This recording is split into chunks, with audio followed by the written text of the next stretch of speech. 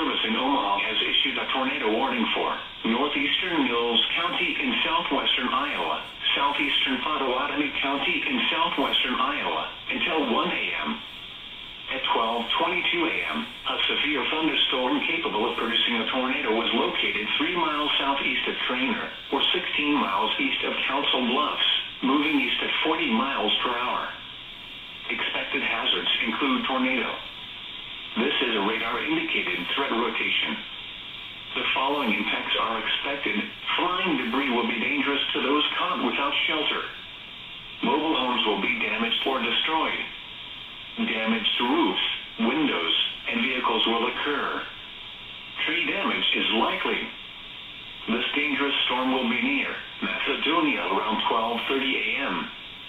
Oakland and Carson around 12:35 a.m. Take cover now. Move to a basement or an interior room on the lowest floor of a sturdy building.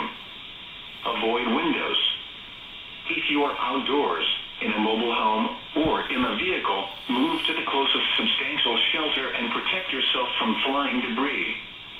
Repeating, a tornado warning has been issued until 01:00 a.m. for the following counties in Iowa, Mills and Pottawatomie.